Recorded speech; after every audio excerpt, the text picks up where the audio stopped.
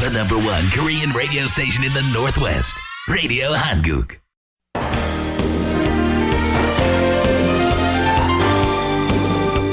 변재준의 건강정보. 코너스턴 클리닉 변재준 박사가 전해드리는 변재준의 건강정보 시간입니다. 변재준 박사 모시겠습니다. 어서 오십시오. 네, 안녕하셨습니까? 자, 어떤 얘기로 시작할까요? 네, 오늘은 아토피 피부염에 대해서 말씀드리겠습니다. 아토피 피부염. 네.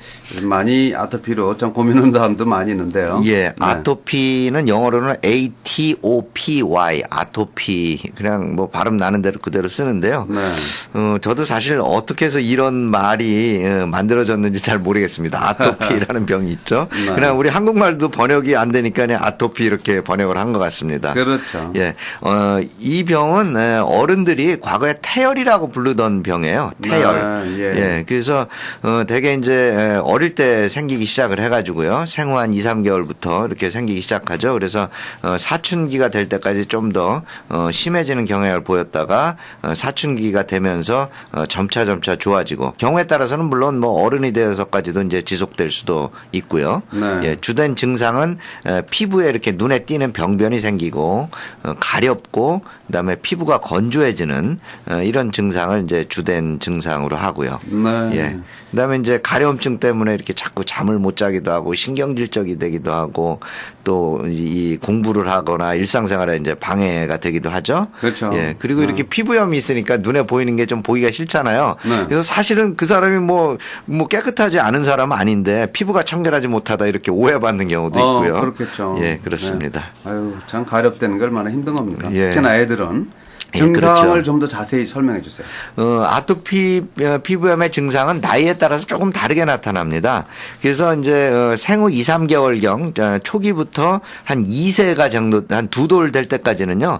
주로 이 머리 쪽에 피부 병변이 잘 생겨요. 네. 뺨이나 이마나 머리 같은 데 이렇게 생기고요. 예전에 어른들이 태열이라고 부르던 병은 이렇게 그 어린아기가 이 볼에 빨갛게 이렇게 피부 병변이 생기는 걸 태열이라고 했었거든요. 예. 이게 아주 대표적인 아토피, 그 아주 어린 나이에 생기는 아토피의 증상이고요.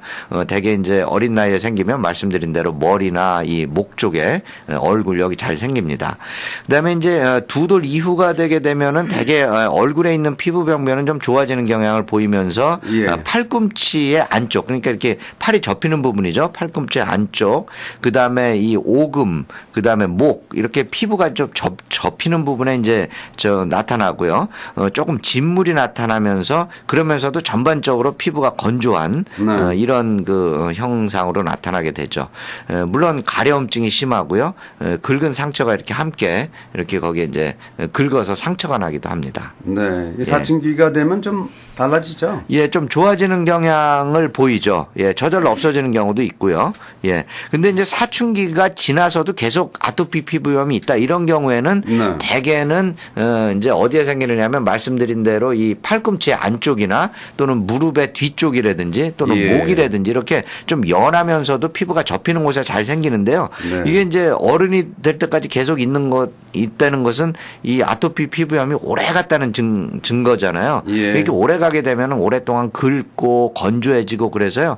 그 아토피 피부염 있는 그 부분이 좀 이렇게 좀 딱딱하게 되는 두꺼워지는 네. 그런 경향을 보입니다. 이것을 의학적인 용어로는 태선화돼 있다. 이게 좀 어려운 말입니다.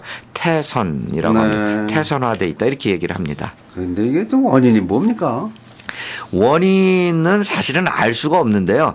여러 가지 요인이 복합적으로 작용한다 이렇게 생각을 합니다. 첫째는 유전적인 요인이 있다. 둘째는 면역학적인 요인이 있다. 세 번째로는 환경적인 요인이 있다. 이렇게 알려져 있는데요. 예. 그 유전적 요인이 있다고 생각하게 되는 이유는 이제 아토피 피부염이 있는 경우에 그 형제나 자매에서 같은 병이 있는 경우가 많거든요. 예. 그리고 또 부모의 경우에도 아토피 피부염이 있는 경우가 많고요. 그래서 이런 걸 볼 때 뭔가 유전적 소인이 있을 거다 이렇게 이제 생각을 하고요. 그다음에 두 번째로 이제 면역학적 요인이 있다라고 생각하게 하는 이유는 뭐냐면 아토피성 피부염이 있는 환자들은 천식이나 알레르기 비염이 같이 있는 경우가 많아요. 예. 근데 천식이나 알레르기성 비염이라는 게 결국은 면역학적인 이상하고 관련되는 병이거든요. 있거든요. 그러니까는 결국은 아토피성 피부염도 뭔가 그 면역학적 이상하고 관련이 있을 거다. 네. 이런 생각을 하기도 하고요. 예, 그 다음에 이제 환경적 요인이 관련이 있다라고 생각하게 하는 이유는 뭐냐면은 이 환자들 보게 되면은 야, 이거 뭐 어떤 요인에 접촉을 하거나 노출이 되면 증상이 더 심해진다. 이런 걸로 봐서 이제 환경 요인이 있다라고 보는 건데 예를 들면은 공기 중에 공해 물질이라든지 또는 어떤 특별한 음식물 또는 특별한 식품 첨가물 또는 뭐 침대, 소파, 카펫 이런 데 있는 진드기들 또 애완동물에서 떨어져 나오는 비듬, 이물질 뭐 이런 것들 때문에 아토피성 피부염이 더 심해지는 경우가 있거든요. 네. 뭔가 환경하고도 관련이 있을 거다. 뭐 이런 여러 가지 설이 있습니다. 아직 뭐 정확한 원인 규명은 좀 힘들고. 네. 이거 아토피 피부염 뭐 완전 해결하는 걸 그런 방법을 발견해내면 노벨 의학상감이죠. 예, 아토피성 네. 피부염을 치료할 수 있다고 장담하는 의사는 없죠. 네. 예, 예, 그러나 좀 조절할 수는 있습니다. 그죠. 예. 네. 그래서 이제 그 치료의 그 목적은 뭐냐면요. 이 건조한 피부에 적절하게 수분을 공급해 가지고 피부 병변을 좀 완화시킨다. 네. 두 번째로는 가려움증과 염증을 감소시킨다. 이게 이제 치료의 이제 목적이 되겠는데요. 그렇기 때문에 이 아토피 피부염에는 보습제가 처방되는 경우가 많죠. 예. 그리고 이제 부신피질 호르몬제, 소위 말하는 이제 스테로이드제라는 약을 쓰는데요. 이게 이제 스테로이드제, 부신피질 호르몬제가 아토피 피부염의 기본 치료약제가 됩니다. 네. 그래서 이 스테로이드제 연고나 크림은 가려움증이나 피부 염증을 이렇게 이제 가라앉히게 되고요. 근데 중요한 게 있어요. 이 스테로이드제, 부신피질 호르몬제가 그 치료의 기본 치료약제긴 하지만은 장기간 사용할 경우에는 피부가 약해지고 또 예. 감염이 생기는 이런 부작용이 나타날 수 있기 때문에요. 이 피부 연고를 선택할 때는 그 아토피성 피부염이 얼마나 심하냐 또 어느 부분에 있느냐에 따라서 약의 종류나 농도를 결정해야 되고요. 네. 그래서 사실은 꼭 의사가 처방해야 되는 그런 약으로 알려져 있고요. 예. 네. 이런 약들 말고 이제 최근에 시도되는 약들은 이제 그 면역 반응 조절제라고 해서 쓰는 약들이 있고요. 그다음에 또 광선 치료 같은 걸 하기도 하고요. 예. 그다음에 병의 경과에는 영향을 안 미치지만은 너무 가려우니까 가려움증을 좀 감소시키는 그런 약을 쓰는 경우도 있고 그렇습니다. 네.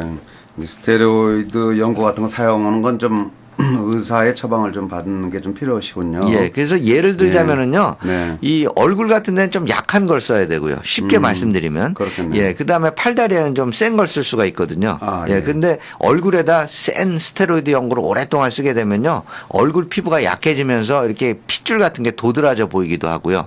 그러니까 네. 피부가 얇아지니까는 이렇게 상처가 잘 나고 또 염증도 생기고 그런 부작용을 갖고 올 수가 있습니다. 예, 아토피성 피부염 있는 사람들은 이제 자기 관리가 좀 필요하겠네요. 예, 그렇죠. 그 한두 가지 말씀을 드리면은요, 피부가 건조해지는 것을 예방해야 된다라는 것입니다. 네. 예, 대개는 이제 로션이라든지 이런 걸 이제 쓰게 되는데요. 일반 사람들이 갖고 있는 잘못된 상식 중에 하나. 몸을 물에다 담그거나 목욕을 자주 하면 피부가 촉촉해진다. 그래서 참 피부가 건조해지는 것을 예방할 수 있다. 그래서 자꾸 목욕을 자주 하거나 몸을 이렇게 물에다 담그는 경우가 있어요. 예. 잘못된 생각입니다. 이거 왜 그러냐면요. 이게 몸을 물에다 오랫동안 담그거나 목욕을 자주 하게 되면요. 피부 표면에 있는 지방질, 그 얇은 지방의 막이 없어지게 됩니다. 닦여서 나가게 되면 예. 사실 그것 때문에 더 많은 수분이 손실되고요. 피부가 더 건조해지는 겁니다. 그래서 너무 목욕을 자주 하거나 그다음에 물속에 몸을 오랫동안 담그지 말아라 네. 라고 말씀드리고 싶고요. 예. 그다음에 마찬가지 이치로 아주 뜨거운 물로 목욕을 하거나 너무 센 비누를 쓰게 되면은 피부가 더 건조해진다라는 것을 말씀드리고 싶습니다. 피부가 좀 자극을 덜 받도록 하는 것도 필요하겠죠? 예, 중요합니다. 목욕하실 때 너무 세게 문지르지 말고요. 그 다음에 자극성 물질을 피하시고요. 또 원인이 된다고 생각되는 물질들이 있을 수 있어요. 야, 나는 이 비누를 쓰면, 이 화장품을 쓰면, 이 향수를 쓰면 이게 심해지더라. 그러면 당연히 그건 이제 피해야 되겠죠. 예, 그리고 이제 세탁 같은 거 할 때 그 세제가 남아있지 않도록 충분히 반복해서 헹궈서 네. 세탁을 하시고요. 예. 그 다음에 이제 어떤 분들, 나 아토피 피부염 있는데 수영장에 가도 되냐, 다른 사람한테 옮을 수 있느냐, 이렇게 걱정하시는 분이 있는데요. 네. 아토피성 피부염은 전염성 질환이 아닙니다. 그래서 수영을 해도 다른 사람한테 아무런 해를 주지 않습니다. 그렇군요. 예. 그래서 아토피성 피부염 있으신 분들 본인 수영하실 수 있고요. 또 옆에 있는 친구분들이 아토피성 피부염이 있다고 해도 수영 같이 하셔도 되고요. 네. 예. 다만 수영을 하신 다음에 그 수영장 물에는 염소나 다른 케미컬들이 많이 섞여 있지 않습니까? 네. 그러니까는 그 수영장 물을 잘 깨끗하게 씻어내고 또 수영한 이후에 보습제를 발라서 피부를 좀 건조하지 않도록 하는 거 이런 거 중요하겠습니다. 네. 자, 오늘 아토피 피부염에 대해서 함께 보는 시간 가졌습니다. 코너스톤 클리닉의 변재준 박사 도움 말씀 주셨습니다. 오늘 방송 들으신 내용 다시 확인하고 싶어 하시는 분들은 라디오 한국 홈페이지입니다. radiohangook.com으로 들어오셔서 변재준의 건강 정보를 클릭하시면 되겠습니다. 박사님 오늘 말씀 고맙습니다. 네, 다음 주에 뵙겠습니다.